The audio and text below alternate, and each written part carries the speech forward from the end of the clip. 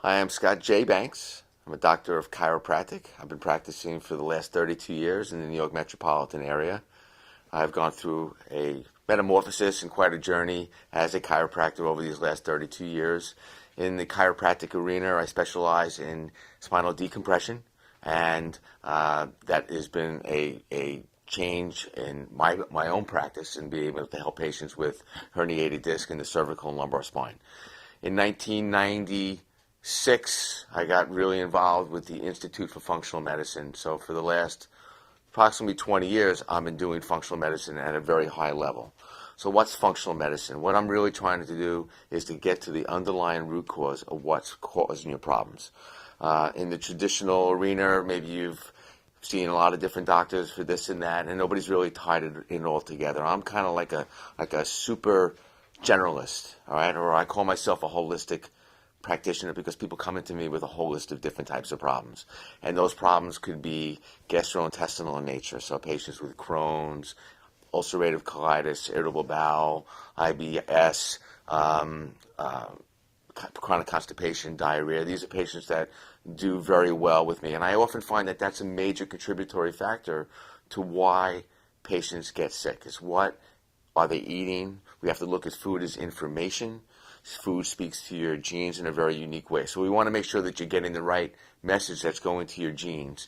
And we want to see maybe you're missing something. Maybe you need some nutrients like maybe vitamin D or fish oils. But that can only be really looked at if we really investigate. So I'm very thorough in my approach. I find that I do much more thorough blood work than in the traditional model. The traditional model's okay, but I find that there's so many other biomarkers out there that we can look at. And so I would look at things like your vitamin D levels, which I've been doing for over 10 years, your inflammatory markers, known as high-sensitivity C-reactive protein, a very important marker, something known as methylation, which I can explain to you at another time, but that's around homocysteine. That should be looked at, as well as thyroid function, antibodies, that predictive antibodies that look at thyroid antibodies, as well as if you're attacking maybe your own DNA or your own smooth muscle. These are things that can be looked at. I know you may be at this point of your life, you spent your whole life paying off your mortgage, sending your kids to school. Now I feel it's really time for you to invest in your own health. And at this point forward, you want to be able to age well. And we can really compress morbidity, spend less time in the disability zone, and spend more time in the health zone as you move into these next decades of life. I'm Dr. Scott J. Banks. I am an Institute for Functional Medicine certified practitioner. So what is that, all right? What's functional medicine? Well, the way I explain functional medicine to the majority of patients that don't know what it really is that we try to get to the fundamental underlying root cause of what your problem is. Traditional medicine and the different ologies that patients go to, so whether it be neurology or cardiology or gastroenterology, the goal is to get to a diagnosis, a tidy diagnosis, which is an ICD-9 code, and so that it can be billed to insurance and that you walk out with a prescription. And usually that prescription is for some sort of symptom. So that's very downstream. In functional medicine, we're really trying to get to the underlying root cause of the problem, and we go upstream. If you look at current doctors that are out there right now in the arena that are functional medicine doctors and mentors of mine for the last 20 years, Dr. Oz is a functionally medicine-minded cardiologist. Been on TV, 188 different countries, and he's really kind of getting the message of functional medicine out there. So much so that he says that if he was going to go to a doctor himself or send one of his loved ones of his family, what kind of doctor would he send them to? He would send them to a doctor of functional medicine. Dr. Jeff Bland, who is the founder of the Institute of Functional Medicine, who I've listened to and seen speak over the last 20 years, I subscribe to his audio magazine known as Functional Medicine Update every month, which is a 90-minute audio CD or MP3 now. It's a great tool for me to really stay on top of my game. I'm a perpetual learner.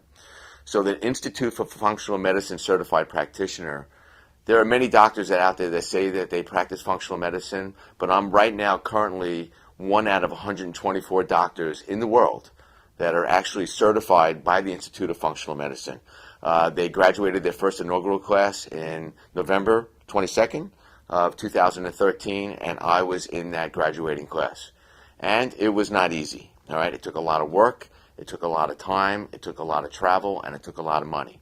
But I'm a dedicated learner, I'm a perpetual learner, and I am on a constant quest to stay on top of the literature and see the best ways to help my patients get well.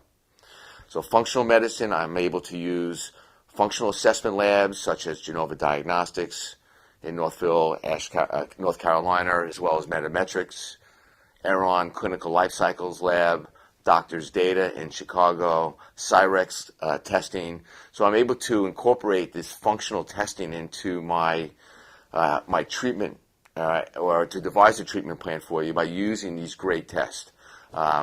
Genova has a test known as the IgG test, food antibody test, so I can look at 90 foods that could be causing an inflammatory reaction in your body. And you would not know that because that reaction might have started 7 to 10 days ago. That's the IgG test. Cyrex Labs does very sophisticated sensitive testing for non-celiac gluten sensitivity. So as I find that a lot of patients have gone to their doctor and they've been tested for celiac disease and it comes back negative. Well, the tests are really not sensitive enough. They'll pick up full-blown celiac disease, but they're going to miss the broader scope of patients that are classified as non-celiac gluten sensitive. And Cyrex array number 3 has the availability to be able to do that. That's a great test. Cyrex array number 4 is cross-reactivities with certain foods, about 25 foods. So you give up eating wheat, you stop eating gluten in your diet, but you're not 100%, you still don't feel right. These foods, when you still eat them, your body still thinks you're eating wheat. So that's often a missing link for patients. And then they have another test known as the array number 5. It's predictive antibodies. And you can actually see if you're attacking your muscle, you can see if you're attacking the lining of your stomach, your intrinsic factor in your stomach. You can see if you're attacking your central nervous system, your skin. So these are very, very good tests. So if we catch these things in the predictive stage of antibodies, that truly is preventative medicine. Functional medicine is very preventative. It's also very personalized because one size does not fit all. You are very unique. Just as we all look very different on the outside, we're all very different on the inside. Genetically, we're all different, all right? And that could be looked at if we wanted to get that deep. So there's a tremendous amount of testing that I can do on patients if need be. But in the functional medicine arena, it's not about symptom suppression, all right? It's not about, instead of taking a pharmaceutical pill, giving you a green pill. It's really looking at lifestyle and how that interacts with your genetics, how that reacts with the microbiota, which are the good bacteria and the bad bacteria, the gut ecology that's going on in your digestive tract, and how that relates to your overall health. So if you really want to get well, look to having a functional medicine doctor, or better yet, a doctor who's certified from the Institute of Functional Medicine. So how did I get the certification? In 2008, the Institute for Functional Medicine stated that they were going to offer a certification program, and they wanted to know who was in. So, of course, I raised my hand. I'm in. So what did I have to do? I had to do a prerequisite, which was called Applied Functional Medicine and Clinical Practice. That was a 42-hour course that I traveled to Gig Harbor, Washington in 2003 to take. That was 11 years ago. Then you have to do 6 on-site advanced practice modules, 1 in gastroenterology, 1 in hormones, 1 in detoxification, 1 in cardiovascular metabolic, so that's around cardiovascular disease, obesity, metabolic syndrome, and the last one was around energy. What is that? What do I mean by energy? Is it the energy of the body and how it relates to the mitochondria, which is the powerhouse of your cell, and how that relates to mitochondrial disorders? So what is that? That's Parkinson's, Alzheimer's disease, dementia, chronic fatigue, fibromyalgia. These would all be classified as mitochondriopathies, and that's really around the energy field. And so most patients come in, they have 2 big complaints. And what are your complaints? Your complaint is, I'm tired, all right, and I'm inflamed. All right, so those are the two major things that patients have going on, is that they're tired and they have some sort of itis, some sort of inflammatory disorder. Well, what's causing that? In the functional medicine arena, instead of giving you a pill that's going to lower the inflammation, we're going to look to what's causing your inflammation. In a traditional model, you'll find that most of the drugs you take are inhibitors. You have select serotonin reuptake inhibitors to block serotonin. You have ACE inhibitors, or angiotensin converting enzyme inhibitors, to block angiotensin around hypertension. You have proton pump inhibitors like Pepcid and Nexium and Zantac to block stomach acid. And then you have a very big class of drugs known as HMG, coenzyme reductase inhibitors, which are your statin drugs, Crestor, Lipitor, to lower cholesterol. So you got my drift that all those drugs block an enzyme. It's a rate-limiting step. That's very downstream.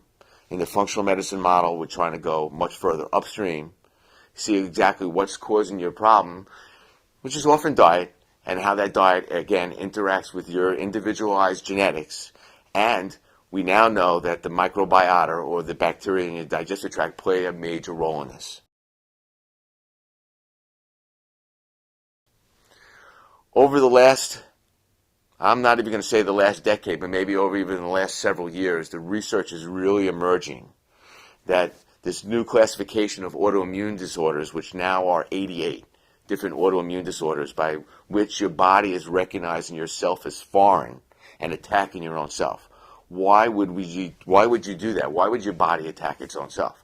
Well, the microbiota, or the bacteria in your digestive tract, have been altered. They've been altered due to the onslaught of antibiotics in the food source, by the onslaught of antibiotics used to treat a sinus infection or a bronchial infection, and the change in the food supply, namely hybridization of grains and foods that have introduced new proteins into the mix that are new to nature molecules. These are things that human beings, over our evolutions of thousands of years, 2.4 million years to be exact, is new to nature molecules. So these speak to your genes in a very unique way. So we have all these new proteins that are actually brand new proteins that your body doesn't really necessarily know what to do with. And these can be causing a lot of your problems. And then we look at gluten. All right, so gluten-free is a big craze right now.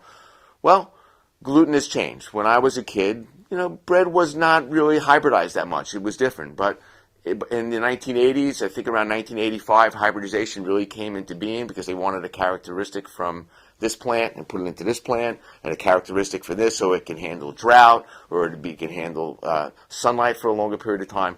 But what it did is it changed the structure. And that's called hybridization. So gluten has been extremely hybridized. And wheat used to be 5-foot high amber waves of grain. Now it's 1.5-foot high dwarf wheat with a much different concentration of gluten and glutenin and gliadin that make up gluten. So it's different. It's a different structure than biblical wheat or ancient wheat. So actually the wheat of today doesn't resemble ancient wheat. So we're eating a very new product. Like, how could wheat, which could be good for one person, be so toxic to somebody else? And the research shows that, well, it is. All right? And people do better when they pull gluten out of their diet. Dramatic weight loss, skin problems go away, inflammation goes down. The research clearly shows that there is a gut-brain connection, so much so that there is a brand new journal, a peer-reviewed journal that just came out called Gut Brain. All right? Until this time, prior to this, very few gastroenterologists were speaking to a neurologist, and very few neurologists were speaking to a gastroenterologist. Well, what goes on in the gut is not like Las Vegas, doesn't stay in the gut. It travels out of the gut, and it can affect the brain. So leaky gut, which 20 years ago, if we mentioned the term leaky gut, conventional medical wisdom thought we were a little bit crazy. Now the research really shows, through the work of Dr. Alessio Fasano and Antonio Gasparini and Dr. Patrice Carney and other really groundbreaking gastroenterologists and research centers throughout the world, show that leaky gut is real, and that all doctors, whether they be a cardiologist, a neurologist, an orthopedist, has to look to the gut as a major contributory factor to what's going on with what's ailing you. So you want to fix the gut. Very important. And then we also look at how the microbiota have changed dramatically over the years, and GMOs. So when I often ask patients that they know what a GMO is, and this can be very highly educated patients, they have absolutely no idea what I'm talking about. So GMO stands for genetically modified organisms, also known as GE. So if you're not conscious of this, you are eating genetically engineered foods every single day of your life. All you have to do is just be educated a little bit, and I will make sure that you are, in a nice way, to give you the tools, the ammunition that you need to be able to go out to dinner or go into a supermarket, a regular supermarket, and what to look for, and to make good alternatives around eating insecticides and pesticides, or foods that are insecticide, pesticide resistant. So let's just take corn, for example. Corn, right now, is different from the corn 100 years ago. Actually, it's different from the corn from 50 years ago. And it is resistant to Roundup. Well, Roundup is a weed killer. I have it in my garage, and we spray it on the weeds, and it kills the weeds so that the grass can grow. In big agricultural fields, they spray Roundup, all right, and it kills all the weeds around, and it makes the plant very easy to harvest. So when you eat a piece of corn, you're taking a nice hearty bite of Roundup. What does that do? It's going to kill off the bacteria in your digestive tract. So, because that's what it does, it kills insects. Well, we have bugs in our digestive tract that have either become resistant to Roundup or will die off as a result of taking Roundup. And so we've changed the bacteria concentration in our gut, which is associated with everything from obesity and diabetes. That's right, the bacteria in your digestive tract play a role in that, to autism, schizophrenia, bipolar, Alzheimer's disease, dementia, and many other disorders, all right? So you really want to avoid GMOs.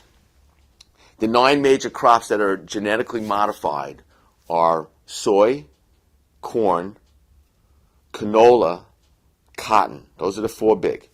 Sugar. So if you see sugar on a label and it doesn't say cane sugar or organic cane sugar or evaporated cane sugar, you're eating sugar that was derived from sugar beets, which are now genetically engineered.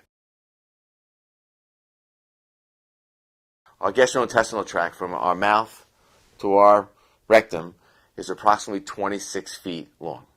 If we were to take it and open it up, it has a surface area about the size of a double tennis court. That is a tremendous amount of space. What keeps that intestinal barrier in good shape is something known as the microbiota. These are the bacteria, the biofilm, that inhabit our gut. So we have about 3.5 pounds to 4 pounds of bacteria. Some good bacteria, some bad bacteria, some yeast, even some parasites. But there's something known as tolerance, all right? I like to say good fences make good neighbors, all right? And so what you want to do is to have your barrier in your intestinal tract allow the good things in and to keep the bad things out. What happens is that when you eat certain foods, and let's just take, for example, gluten, your body actually treats that as a bacterial infection.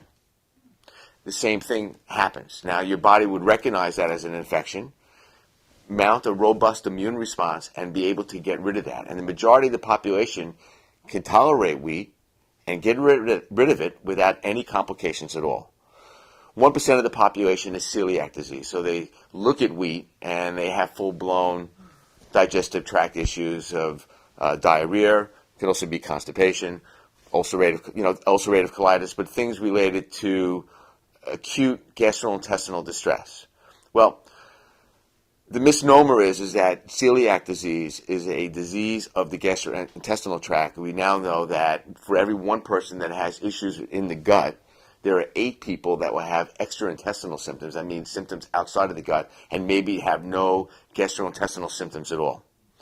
So that's very important, because you go, well, how are your bowels? And you go, well, my bowels are fine. I move my bowels every day, and they're fine. But you still, it's quite possible, you have a reaction in a negative way around gluten.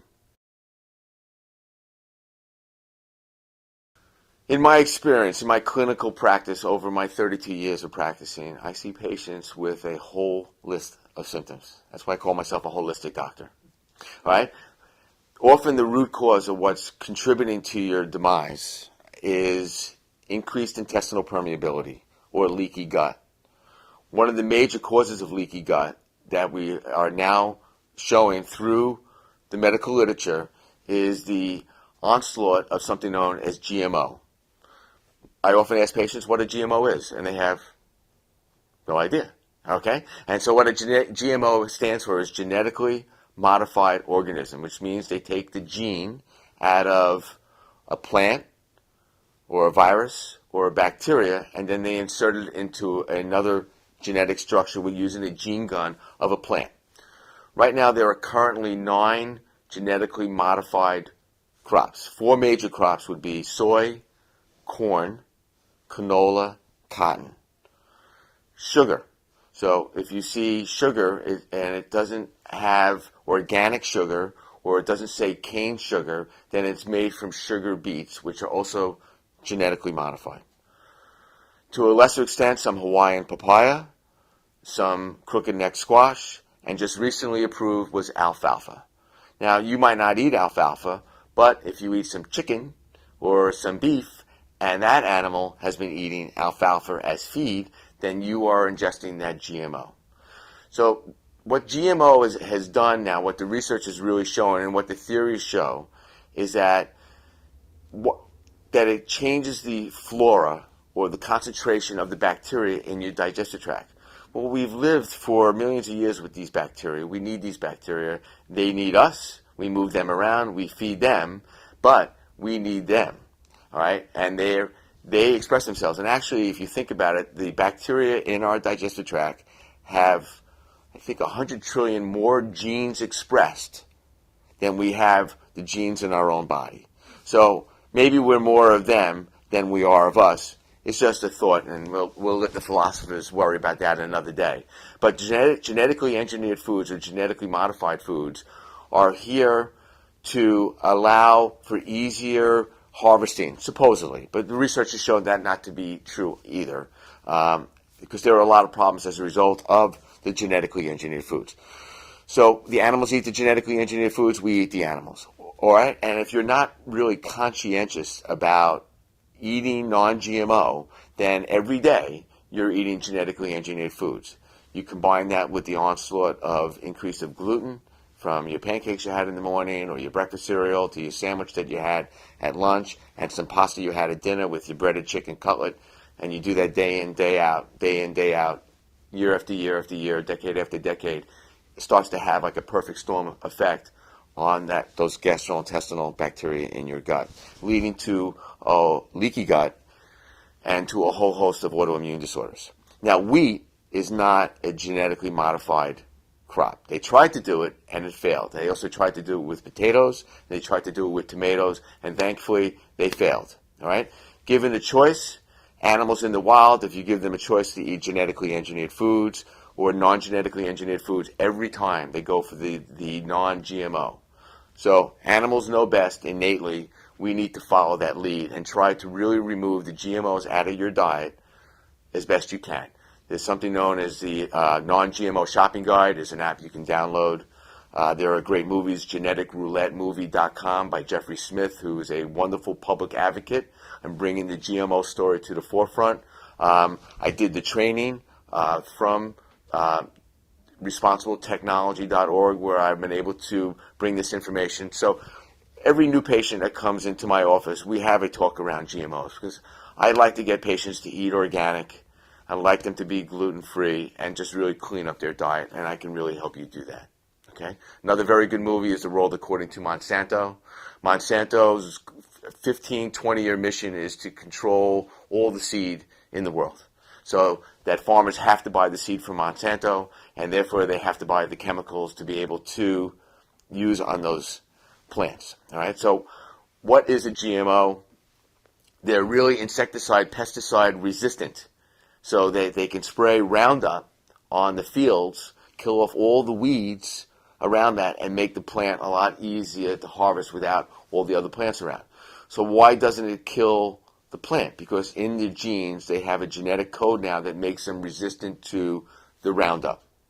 In a scarier scenario, there's something known as the Bt toxin, which stands for Bacillus thuringiensis, which is... Let's start that again. And another type of genetically modified... Right, say it to PJ. Another type of genetically modified organism is very scary, and this is known as the Bt toxin. So what's Bt? Bt stands for Bacillus thuringiensis. It is a soil bacteria that Monsanto found outside one of their waste dumps. And they found a bacteria that was in the soil. So they said, let's put it in the food supply.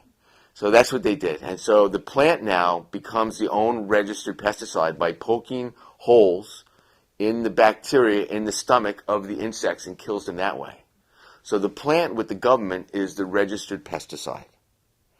So you don't wake up in the morning and go, let's go get some genetically engineered food. All right? If you had the choice of eating genetically engineered, you're going to go for the non-genetically engineered. In the wild, animals given the choice of either eating genetically engineered corn or alfalfa will always go for the non-GMO, given the choice. And we should have that same choice as well. So I will teach you, as a patient in my office, how to really look for non-GMO foods and how to eat non-GMO when you go out to eat as well. The Institute for Functional Medicine is accredited as a teaching institute. I believe we're coming up on our 22nd annual symposium. Every event is sold out. Last year's symposium was on energy. There were people there from over 32 countries. And it's a very eclectic group. You have MDs, you have osteopaths, you have some chiropractors, naturopaths, registered dietitians, academia, research scientists. So it's a very eclectic group of doctors. You'll have cardiologists, gastroenterologists, endocrinologists, all in the same room. And they're all there for the better good of the patient. All right? Not only for the patient, but for our own health. We all want to, as our baby boomers, as we're all getting older here, we want to be able to age well, age gracefully. And through the teachings of the Institute for Functional Medicine that I've learned, and I started approximately at their 8th symposium. Now we're coming up on the 22nd, so I haven't missed a single event. And then I was on the fast track to their certification program, which I just graduated in their inaugural class of one out of 124 docs in the world right now that are certified as Institute for Functional Medicine certified practitioners. So I had to do an online case study, so I took a patient of mine that was diabetic. Now he's not. Was 260 pounds. Now he's about 195 pounds. His hemoglobin A1C went from being in the 8s to being around 5. His blood sugar dramatically went down. He changed his cholesterol that was high to being healthier, and the particle size became a much healthier particle size with big, fat, fluffy LDLs instead of small, little, dense, tight LDLs that can cause coronary heart disease. So he was a very good case study for me that I had to do online that took several hours. If I remember correctly, about 5 hours to complete. And it also was a 4-hour written test that was very difficult that I had to do to pass the certification to become an Institute for Functional Medicine certified practitioner. Every single slide from every presenter at every conference, whether it be an advanced practice module on gastroenterology or on detoxification, has to be screened by a committee at the Institute for Functional Medicine before it is be able to put up on a screen. Everything is referenced, and those references come from major peer-reviewed journals like the New England Journal of Medicine or the Lancet or the Journal of the American Medical Association. Tons of peer-reviewed journals with very good articles that do get scrutinized. And so there's always references that I can go back to as a clinician and to be able to look at to make sure what I'm saying to my patient is true. The last thing you want to do is to give the patient wrong information.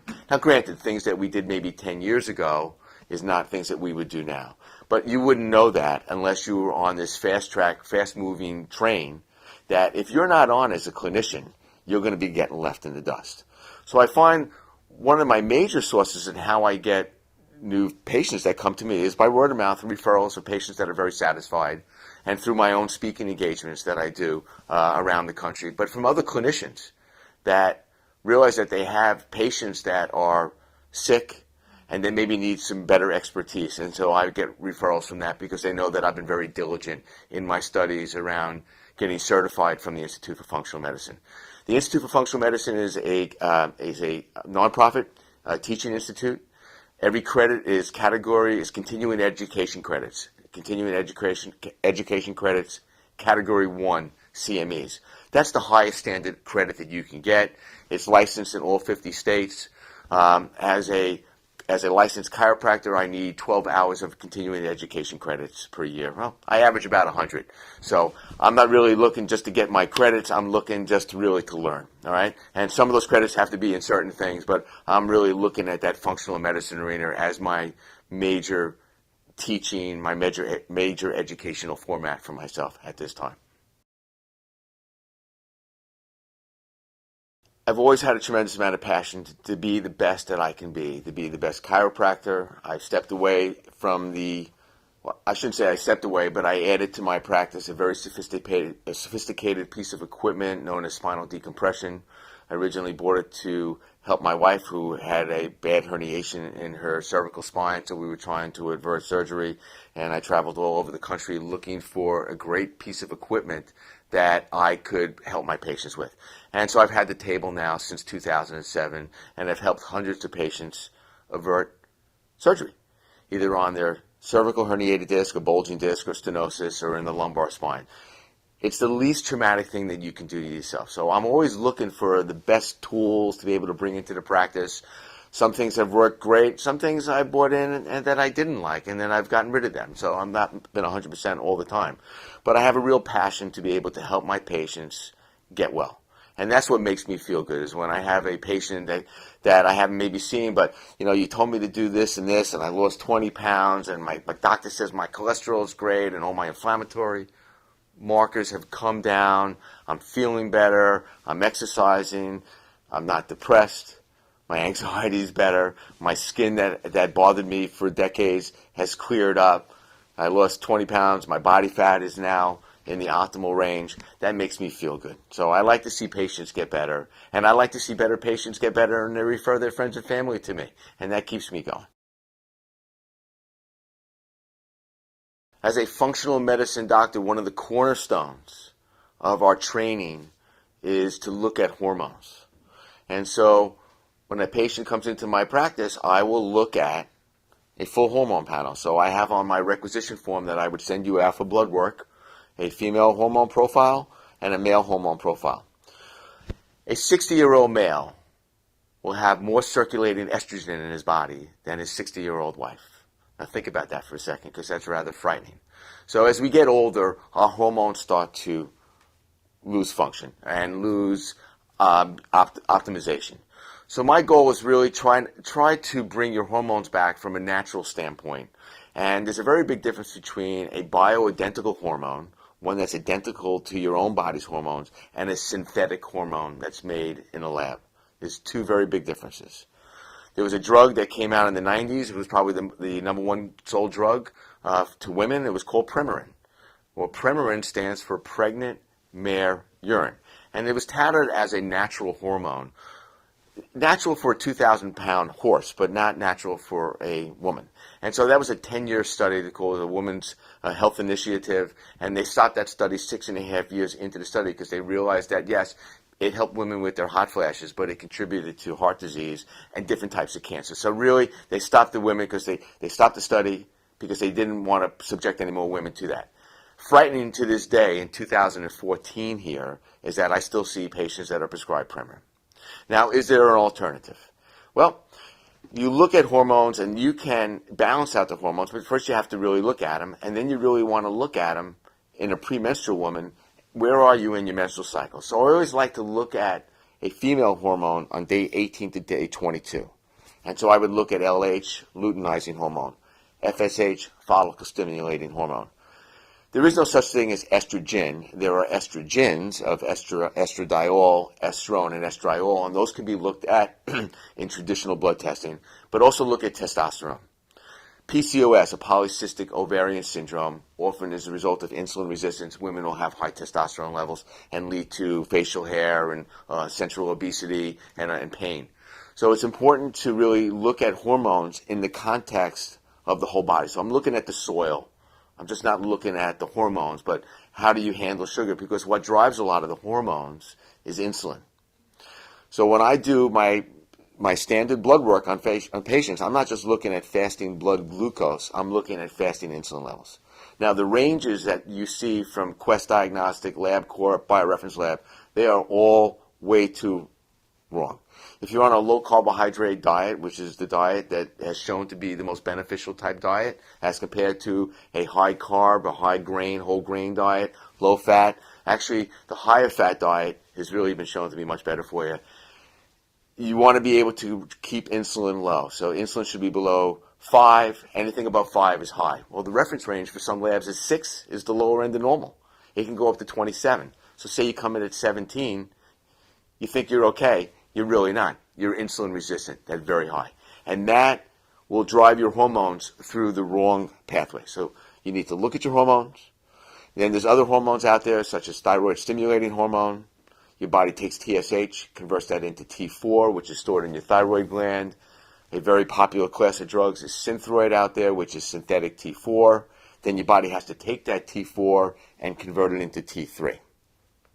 These can all be looked at and evaluated, and then we know that zinc and selenium often will help in the conversion of T4 to T3. We know that a diet that's high in stress and very inflammatory will force T4 to go into reverse T3. So we got to really try to balance out those hormones, but the only way to really do that is to be able to look at them in the first place. And don't forget that insulin is the driving force. So metabolic syndrome, diabetes, insulin resistance, all right, will have a tremendous impact on that.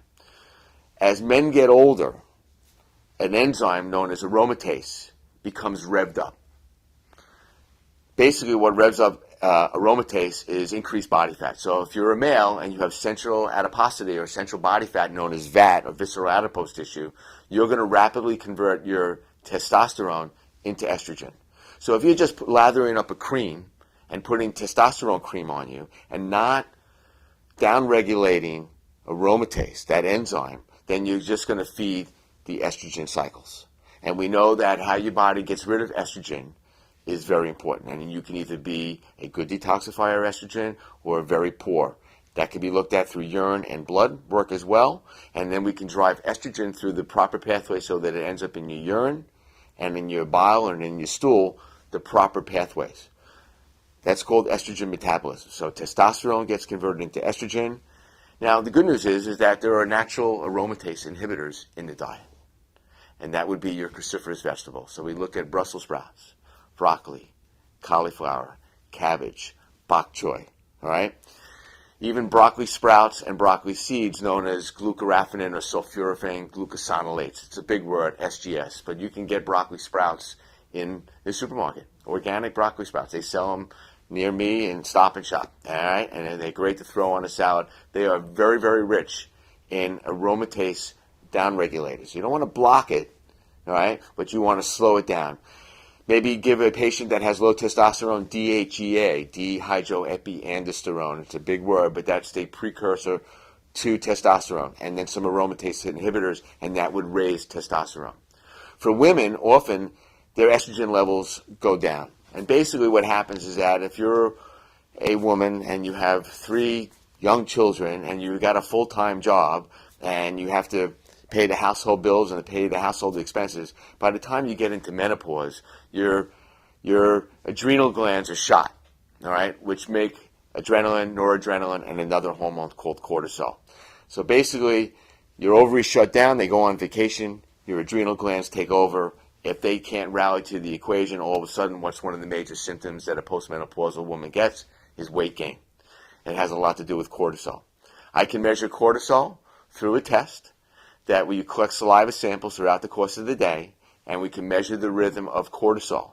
And either you are stressed and wired, so you'd have high levels of cortisol, or you can be stressed out, burnt out, and exhausted and have very low levels of cortisol. Or you can be wired in the morning and then crash during the day, or you can be crashed in the morning and wired at night and can't go to sleep. And so there's all sorts of nutrients that we could use, some breathing techniques, meditation, yoga, changes in the diet, panic ginseng, ashwagandha, which is like Indian ginseng, a Russian herb known as roliola, a Chinese mushroom extract known as cordyceps. So these are all known as adaptogens. These will bring adrenal function down if it's too high and bring it up if it's too low, and that's what adaptogens do. So it's a lot more than just kind of looking at the hormones and then taking a synthetic hormone as a compensation for this. We're kind of looking at the whole system, and it really relates to stress levels, sleep patterns, diet, insulin, how your body really handles sugar. I want to make this as easy as possible for you. I know you have a whole list of problems that you're coming in. So basically it comes down to a couple of different simple rules, and just bear with me for a second. The first rule is if you're sitting on 4 tacks, that's going to be a lot of pain, right? If I move out 1 tack, would 25% of the pain go away? It'd still be hurting quite a bit. If I remove 2 of the tacks out of the way, would 50% of the pain go away? I don't think so. You'd still be in a lot of pain. So basically, it comes down to these 2 things. To what intolerance do you have to something that you're exposed to? Is there something in your environment that you're either breathing, eating, touching, smelling, or exposed to in an emotional state that's toxic to you? And is there something for which you have some unmet need? Are you missing some sort of protein, some sort of fat, some sort of carbohydrate? Are you missing a micronutrient? Are you missing a good bacteria? So basically you need to get rid of something and you need to get something. I will help you find out through the easiest way possible. It might take some time, it might a little bit of work, what you have an intolerance to and what do you need. Through teamwork, us both doing this together, we can really have a profound impact on your health. Take you from being sick and ill to feeling great and adding years to your life and life to your years. Are you ready to work with me? Because I'm ready to work with you. One of the Linus Pauling Award winners at the Institute for Functional Medicine Symposium at least a decade ago is Dr. Sidney Baker. Dr. Sidney Baker is an elder statesman. He's a Yale medical doctor, and he started an association that many of you might be aware of now known as Defeat Autism Now. And he has several little rules that make it very simple for a patient. One is the tack rule. So if you're sitting on 4 tacks, that's going to be pretty painful. If I remove one of the tacks, that's 25%. Does 25% of your pain go away? The answer to that is no. You're still going to be hurting quite a bit, and you're going to want to get rid of the other 3 tacks. Or if I get rid of the 2 tacks, does 50% of your pain go away? It's still going to hurt you, so you're going to have to really handle your problem from a multitude of different directions. And it comes down to 2 things. What do you have an intolerance to? Is there something that you're breathing, eating, touching, smelling, something that you're exposed to on a regular basis, or even from many years ago, like heavy metal, or maybe you weren't breastfed, or maybe you were in a vaginal birth, all right, and you were a C-section that put you at a disadvantage. Is there something that you have an intolerance to? We need to find out what that is, and we need to get rid of it. And then we need to find out something to which you might need. And that might be an amino acid from protein. It might be a carbohydrate. It might be the right type of fat. You might be in the wrong type of fat. We might want to replace that with a different type of fat. Maybe you're missing a micronutrient like zinc or magnesium. Maybe you're missing EPA or DHA from fish oil. Maybe you're missing some sort of very important micronutrient. Maybe you're missing out on love or a meaningful relationship in your life. Maybe you're missing out on exercise or sunshine or sleep or water or oxygen. So something. So basically it comes down to 2 things for you, right? What do you have an intolerance to? And what do you need to get? So you need to get rid of something and you need to get something. My job is to really find out what you have an intolerance to and what you need through the functional medicine model to improve your health, to take you from where you are right now to a place of being optimally well. Do you want to do that with me? Because I'm ready to do that with you if you want to do that. In many of my years in clinical practice, in 32 years in clinical practice, one of the things that I see a lot of patients come in with is cardiovascular disease. It's the number 1 killer of men and women. And just to take a statin drug and think that you're okay is really not true. That's actually been shown not to be true. It's actually 50% of patients that end up with heart attacks have normal cholesterols. So the question that begs from that is, what else is going on? So in today's society and today's testing, we have the availability of doing a much better cardiovascular profile than the traditional outdated lipid panel where you just look at total cholesterol, HDL, LDL, and triglycerides. There's a lot more other markers to look at there. Without going into tremendous details, basically what you want to do is to break down your LDLs, which is so-called bad cholesterol, and it's really not a cholesterol molecule, but it's a lipoprotein, transports cholesterol, is not damaging by itself. It's when it gets exposed to oxidation and inflammation that LDLs become changed. So we have the availability of being able to look at that. What drives the risk around LDL is the particle size and the particle number. So you want big, fat, healthy LDLs and not small, little, dense LDLs. I have the availability of being able to do that through either Quest Diagnostics, LabCorp, BioReference, or any other lab will have the availability of doing that test, which is covered under your insurance. So that's an important risk factor to look at, as well as something known as homocysteine. Now, homocysteine is a tremendous risk factor for cardiovascular disease and thrombosis, as well as increasing your risk of stroke. If there was a pharmaceutical drug to lower homocysteine, everybody would know about it, but you can lower it with the right type of B vitamins, all right? And they have to be in the methylating forms, which I can explain to you if you do have high levels of homocysteine. The ranges for the labs are often very wrong, so you want that number to be below 8, all right? The labs often go up to 13, 14. If you have a homocysteine level at 14, you just doubled your risk of having Alzheimer's disease.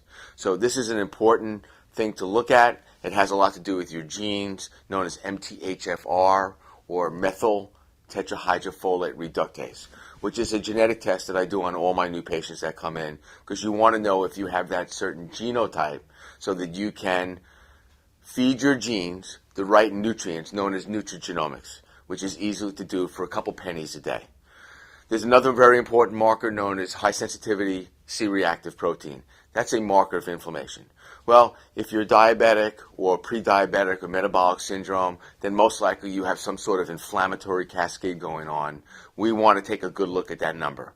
That's a very sensitive marker. That number should be below 0.7. So if your C-reactive protein is at 3, that's high.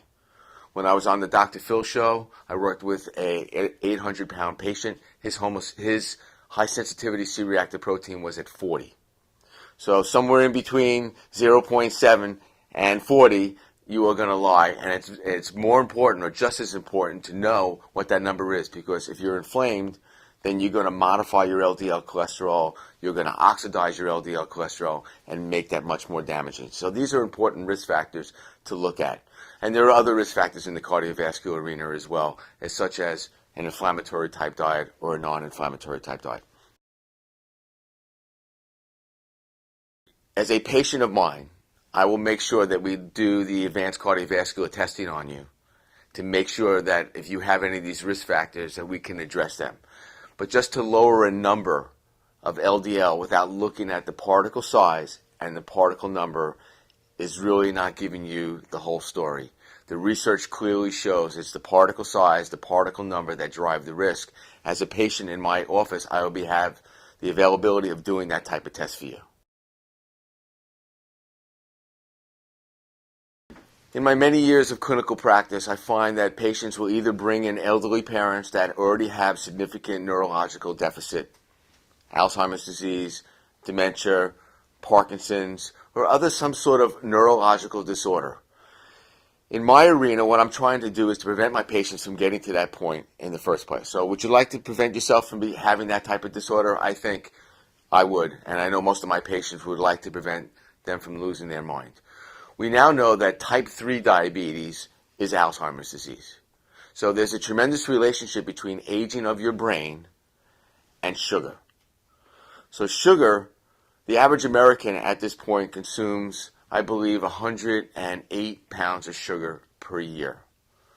A glass of juice is going to have 36 grams of sugar in it, which is equivalent to a can of Coke. So when you eat sugar, it's going to affect your brain. So one of the most important markers for neurological health and the aging of your brain is known as hemoglobin A1C. That number used to be 6.4 was high, then it came down to 6.1, then it was 6.0, now anything above 5.7 is high. Ideally, you want your hemoglobin A1C to be between 4.8 and 5.3. This will make sure that you're not attacking your brain so prematurely. So with neurological health, what I'm really looking for and what I'm really looking to prevent is premature neurodegeneration. You have something known as mitochondria in your brain. That's the powerhouse of your brain. You want to optimize mitochondrial function. We can do that with specific type of nutrients.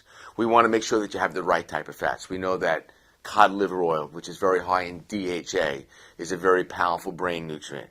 We know that coconut oil has really emerged as a major fat for your brain. If you were to fast for several days, you would make something known as MCTs, or medium chain triglycerides. That's the type of fat that you get when you eat coconut oil. So I start my day off, and I encourage my patients, and I encourage you to start your day off with a teaspoon of raw, organic, extra virgin coconut oil. It's a super brain food. Once you get past the consistency of Crisco, you realize that you're eating a super brain food. It's really good for you. We look at coenzyme Q10 as a tremendous brain nutrient, but there's a lot of very poor quality CoQ10s on the market. I've seen people get CoQ10 that's in soy oil. Well, if the soy is made from a genetically modified soybean, then you're taking a GMO soybean oil with your CoQ10. You don't want to do that. So in my arena, I only use the best nutritional products that have non-GMO ingredients, pure, tested, safe, the best available products in the market, in the professional market arena, much different than something you're going to buy at a convenience store. And other things that you really want to prevent for neurological and to maintain neurological health is keep your stress levels down. We know that part of your brain, known as the hippocampus, is very sensitive to the hormone cortisol, which is your stress hormone. So if you're under a lot of stress, and you're not sleeping, and you got so much stuff going on, then you're going to prematurely degenerate your brain. So you want to keep your stress levels down. You want to really control your sugar. You want to make sure that you get the right type of fats. And then you really want to prevent oxidation. So what's oxidation? Take an apple, cut it, leave it out for a little while, the apple becomes oxidized. You take a brand new copper roof, it turns green after a couple months, that's oxidation. Well, the same thing's happening in your brain. Your brain is mostly fat. If I call you a fathead, that's a compliment. So if I call you a fathead, say thank you to me. And basically, the type of fat that you put on your plate and that you eat in your diet becomes the fat of your brain. And so you want to make sure that you have a diet that's very rich in monounsaturated fats that you find in olive oil and polyunsaturated fats that you would find in good fish oils, and some good saturated fat. Some good healthy saturated fat from some grass-fed, organic, lean meats, some good nuts, macadamia nut, coconut, almonds, cashews. Those are good forms of good saturated fat. You need some of that, so you don't want to be totally deficient on that. I find that a lot of patients with neurological issues, including anxiety, depression, bipolar, have very low levels of fat. When we test their fats in their blood, even as low as cholesterol. I've seen patients with very bad neurological disorders have their cholesterol to be below 100. You need cholesterol. It's not the devil. It's actually good for you. 25% of your cholesterol is actually found in your brain. So I can really help you optimize neurological health. A good friend of mine, Dr. Perlmutter, also a Linus Pauling winner at the Institute for Functional Medicine. I have seen him speak 20 times at least. A good friend of mine over the last 20 years wrote a very good book called The Grain Brain and the effects of wheat and other carbohydrates on neurological health. So take a really good look at your diet. We all eat way too much sugar. We want to replace that with good quality protein and good fat, and the carbs we want to eat, fruits and vegetables, less fruit, more vegetables, all right? Because fruit is good, it's rich in antioxidants, but it's still a very concentrated sugar. And as hunter-gatherers, we did not have fruit available to us 12 months out of the year. Now we do. So again, if you are metabolic syndrome or a diabetic, some fruit is good for you, but I would limit my fruit exposure and have more vegetables. And you want to have the colors of the rainbow. Broccoli that's been microwaved to death, boiled to death, is really not nutritious. So you want to have your foods lightly steamed, lightly sauteed, and not overcook them so much, and get the nutrients, the phytonutrients that are in these plants that are so valuable for your brain health.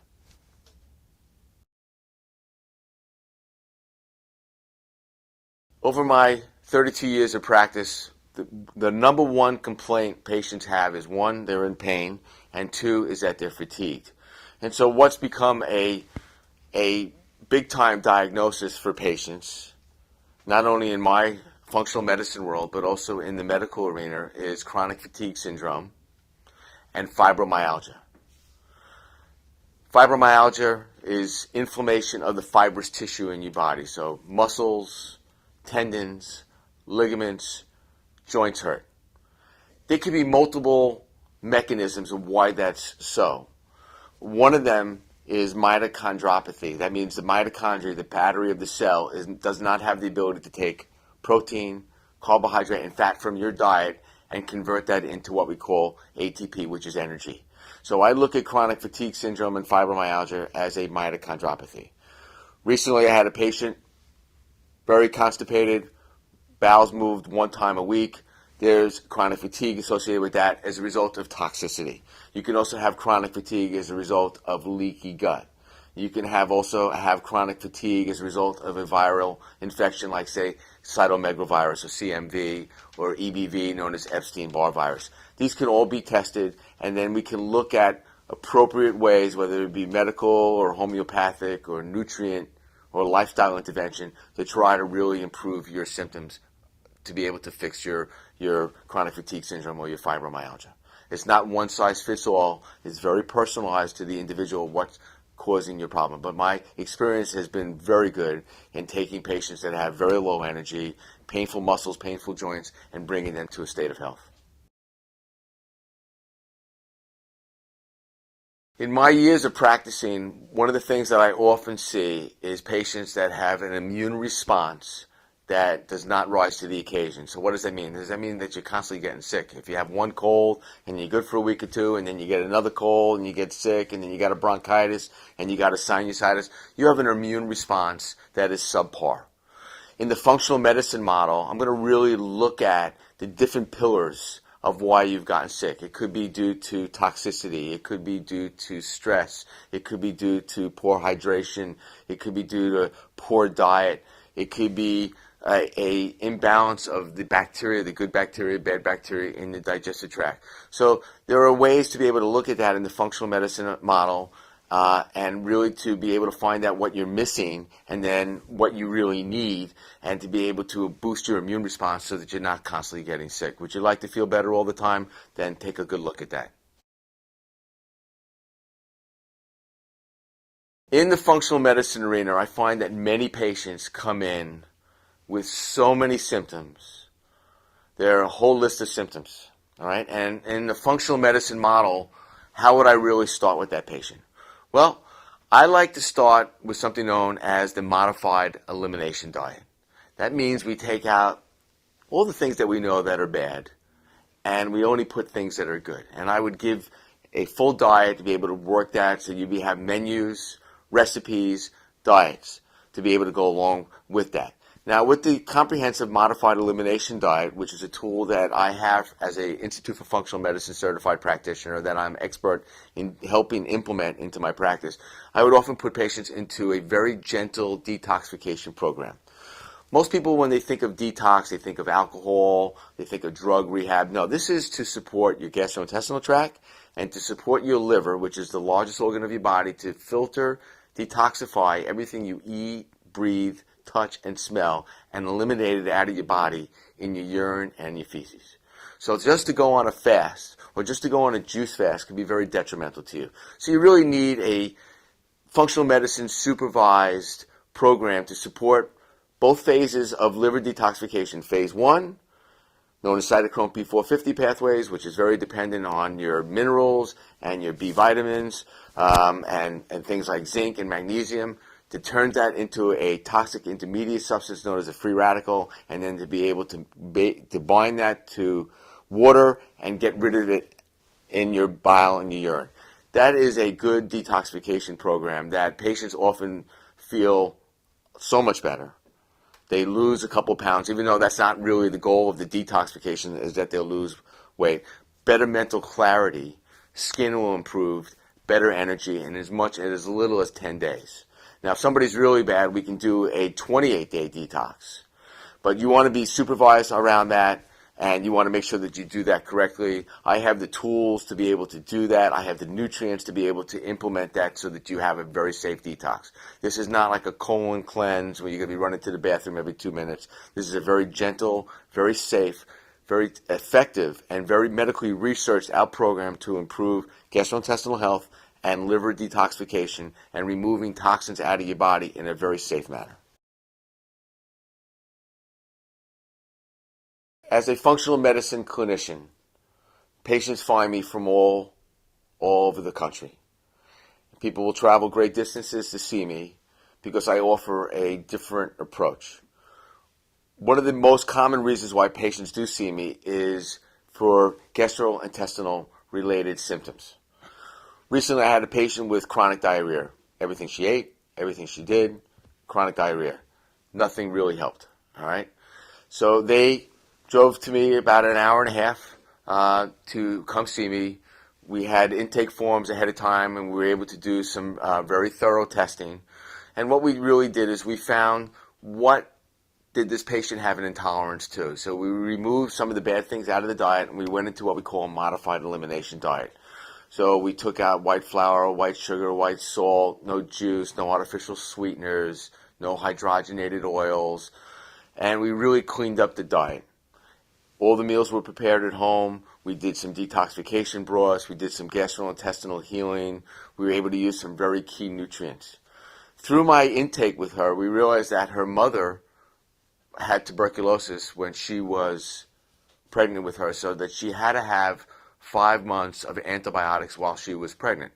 So just thinking back in the functional medicine model, I know that her gut microbiota, or the gut immune response, because 70% of your immune system is centered in your digestive tract, and your immune system in your gut makes more decisions on a daily basis than the rest of your immune system does in the rest of your lifetime. So what does that tell you? Is that your digestive tract interplays with your immune system. So what she was doing is every time that she was eating certain foods, she was creating an inflammatory immunological response that was really leading to diarrhea. So we needed to remove certain foods, and then we put her into a program that really healed up the gut. I use very high quality colostrum. I use very high proline-rich polypeptides, vitamin D, some curcumin, glutamine, aloe. Found great restaurants that were totally organic in New York City to be able to eat at, and in a relatively short period of time, the patient on a scale of 0 to 10 was a 10 being really bad, is now at a 2 in a relatively short period of time. Very happy. In the functional medicine arena, I recently had a patient that came into me with symptoms that she thought had MS or multiple sclerosis.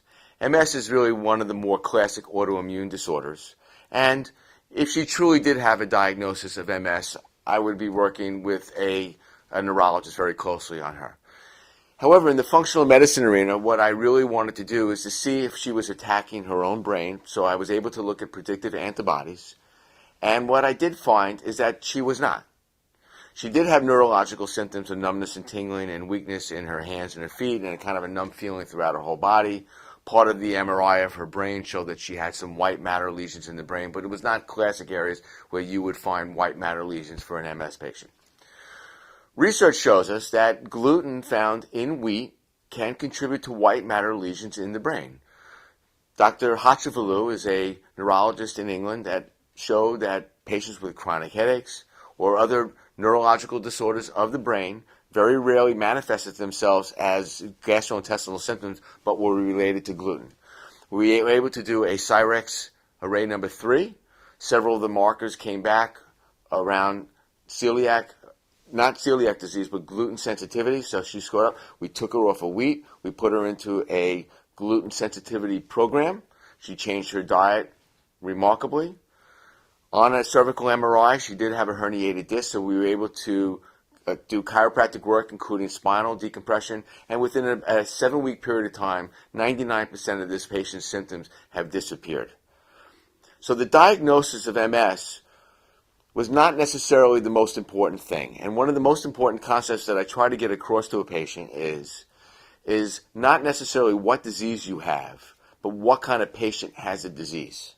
So what we really want to do is to fix the terrain, clean up the diet, fix any of the insufficiencies that we saw. So we saw issues around increased intestinal permeability. We saw issues around gluten. We had some cross-reactivity foods around quinoa and potato that were also involved. And she came back with predictive antibodies against connective tissue, but not against neurological tissue. So I was able to really cater a very customized program for this patient who she stuck to dramatically and in a relatively short period of time did very well. And that can happen to you too without going on a whole host of pharmaceuticals.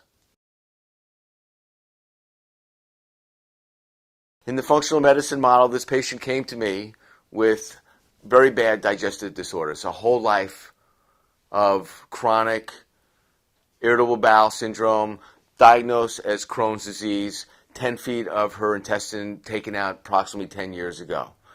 At this point, she was a 65-year-old woman with central adiposity. What we did is we did a very thorough evaluation. I put her on a couple of very key nutrients, including a medical food that was very anti-inflammatory and very soothing and healing to the gut. Very high-quality strains of probiotics, not the strains that you find in yogurt, but real therapeutic strains that adhere to the intestinal tract wall that will grow, cultivate, and multiply and give you back your immune response in the gut. We did some testing on her. We found that she had issues around wheat and dairy. We pulled them out of the diet, put her on a modified elimination diet, and within a very short period of time, she really went from being obese to losing, I think, about 25 pounds of body fat around the abdomen. Felt a lot better, no gastrointestinal distress anymore. So here's a patient that did very well by doing two things, getting rid of things that she was intolerant to, and then putting in some really good repair nutrients like glutamine and aloe and curcumin and turmeric and good probiotics and liquid fish oils that are very anti-inflammatory to the gut, as well as some of these proline-rich polypeptides and colostrum, which I found to be very beneficial for patients. So many patients are suffering out there from gastrointestinal issues. I find that very few doctors will go over your diet, which I think is key, fundamental to getting better. Just think about it. If you have a dog and your dog is losing hair and you're going to bring the dog to the vet, what's the first question the vet usually asks you? What are you eating? So I think that that's a good question and a good place to start up with a lot of my patients is what are you consuming that got you into this position in the first place? And then as a patient, you'll work with me in teamwork, and I'll be able to guide you, and if you followed my advice, you will get better. In the functional medicine practice that I have, patients have autoimmune disorders, and a lot of them have gastrointestinal symptoms. Well, guess what? There's a connection between the two. And what the research is really showing through the work of Dr. Alessio Fasano, who is a Harvard professor. He runs the Celiac Research Center at University of Maryland. He's from Italy as a research scientist. His initial work was around cholera to find a vaccine for cholera, and what they stumbled on was this enzyme called zonulin. Research shows us when we eat wheat, modern wheat, you increase zonulin. And what zonulin does is breaks apart the tight junctions, which is sort of like cement, that hold two intestinal tract cells together, and those cells open up. It does the same thing in the brain. So what the research is really finding, and another research scientist, Dr. Gasparini and Dr. Patrice Carney, in their research centers in Belgium and in Italy, are finding that there's a common bond between all these autoimmune disorders that patients have, whether it be scleroderma, Hashimoto's hypothyroiditis, Graves' disease, multiple sclerosis, rheumatoid arthritis, Sjogren's syndrome. Right now there are about 88 different classified autoimmune disorders, and what many of them have in common is increased intestinal permeability. How did that happen? Well, we've changed the microbiota, the bacteria that inhabit our intestinal tract over the last several decades are very different from many years ago. we've increased gluten exposure a tremendous amount, and that we now know that gluten and the type of gluten that's been hybridized and the hybridization of proteins found in grains has also changed the microbiota. And then we talked about the genetically engineered foods and how that changes the microbiota. And so we have this perfect storm, and we have this epidemic now. The third leading cause of death in this country is autoimmune diseases, and the common thread is increased intestinal permeability.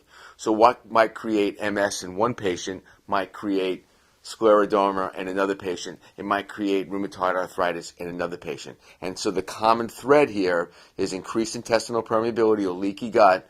And what we also find is epidemically low levels of vitamin D. And what vitamin D does is shoot down those antibodies. All right? And so you need to check your levels of vitamin D, which I've been doing for approximately 10 years already in my clinical practice, which is just starting to hit mainstream medicine right now, where doctors are really looking at vitamin D.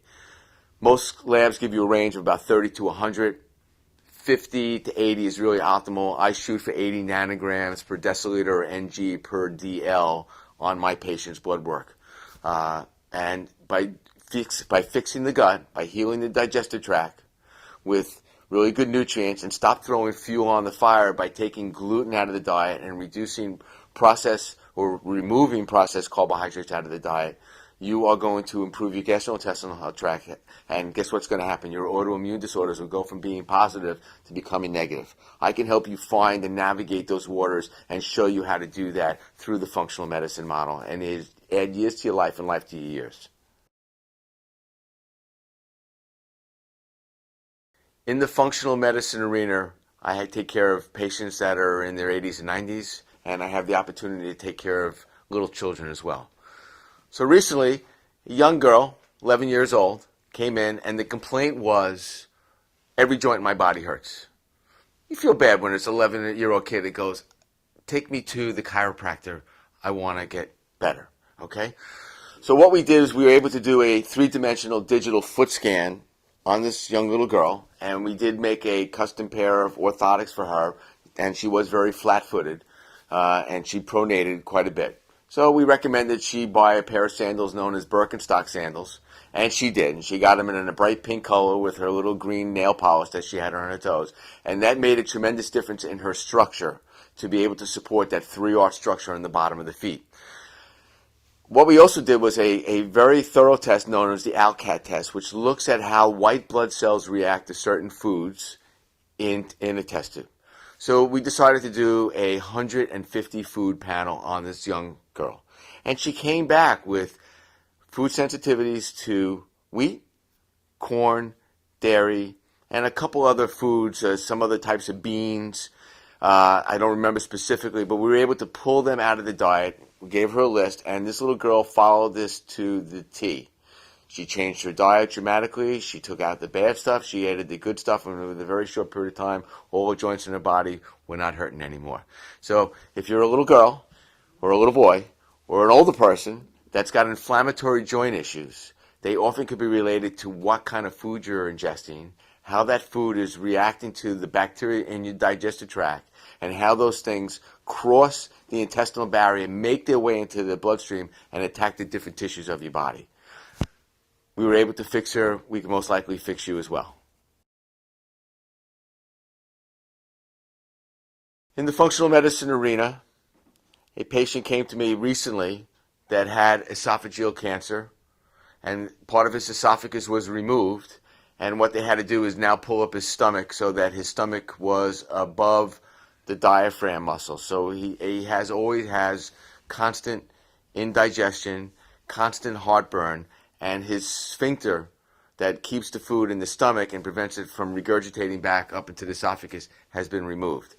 Now, serendipitously, I did meet him in Dunkin' Donuts. I was getting him a small coffee, no sugar in it, and he was getting a donut. And I said, I got to help you, okay? And so he came in, and in a relatively short period of time, with his wife on board, we were dramatically able to change his diet from really processed foods and bagels and donuts and pizza pie to a whole food type diet, eating organic, ingesting some really good quality nutrients. One of the problems is that he didn't have a satiety hormone, so he's never hungry.